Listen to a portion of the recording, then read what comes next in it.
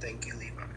Because of the agricultural yields just mentioned, European societies began to support artisans, craftsworkers, and merchants, as well as attracting peasants and serfs to the country and new towns and cities due to urban opportunities. Because of this, the Roman cities of Paris, London, and Toledo once again became centers of government and trade, along with its new and up-and-coming cities in Italy and Central Europe revived cities' role in society. The growth of towns and cities brought an increase in specialized labor such as manufacturing jobs. Most manufacturing in the High Middle Ages was textile production.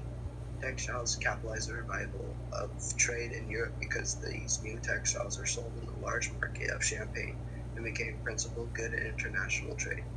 The Italian city-states became the focal point of the revival of commerce due to their prime location on their trade routes to the Mediterranean. Because of this, many of the Italian city-states became active port cities as well as trading partners of the Byzantine Empire and several Muslim states where they traded textiles, olive oil, leather, and other products for luxury goods. Because of this, Venetian and Genoese merchants began to establish merchant communities in major trade and port cities in Europe and abroad. This is what catalyzed the expeditions of Marco Polo as we see in later chapters. In Scandinavia, trade also began to merge in as the Hanseatic League as an association of trading cities of the North and Baltic Seas. Not only does this show the expansion of European trade, the fact that it connected to the markets of Champagne, as well as the Mediterranean, shows that Europe had become a part of the global trade network. During this time, a new business practice emerged, such as the banks issuing letters of credit to merchants which can be exchanged for any currency or good directly, allowing Europe to engage in international trade. Along with this, merchants began adding partners to their ventures in order to minimize risk, which was the beginning of joint stock companies. During this explosion of population due to agricultural advancement, social change also occurred. This can be seen in the creation of the three estates, which consisted of the clergy, warriors, and peasants. This showed a deep social divide between religious officials and those in power to common workers, which directly influenced several of the revolutions we see in chapter 29. Several other social changes also occurred, like the invention of chivalry, troubadours, and the rise of women in the workforce, but none of these were as significant as the creation of the three estates, as they had little impact on Europe as a whole. Social change also touched those who worked. By the 12th century, the ranks of workers included not only peasants, but also increasing numbers of merchants, artisans, craftsworkers, and professionals, such as physicians and lawyers, who filled the growing towns of medieval Europe.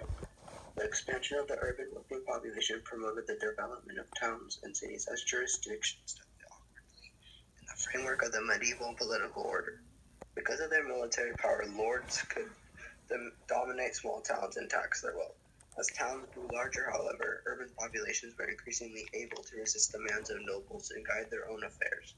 By the late 11th century, inhabitants of prosperous towns were demanding that local lords grant them charters of incorporation that exempted them from political regulation, allowed them to manage their own affairs, and abolished taxes and tolls on commerce within the urban district.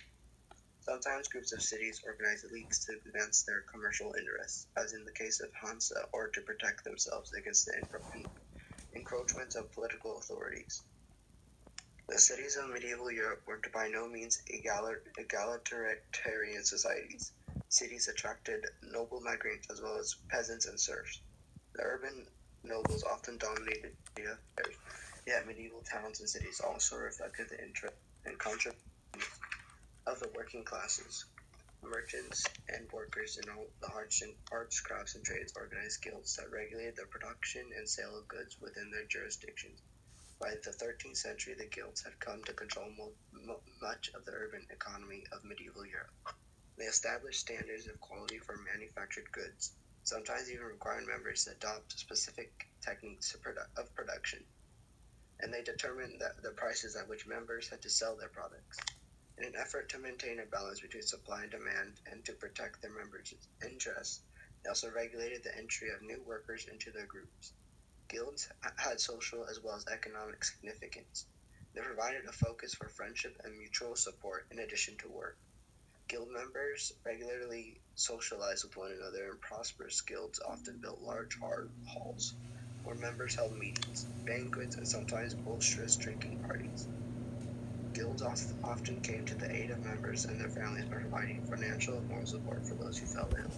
They also arranged funeral services for their deceased and provided support for survivors. Quite apart from regulating work, then, guilds constituted a kind of social infrastructure that made it possible for medieval cities to function. And here's Benny.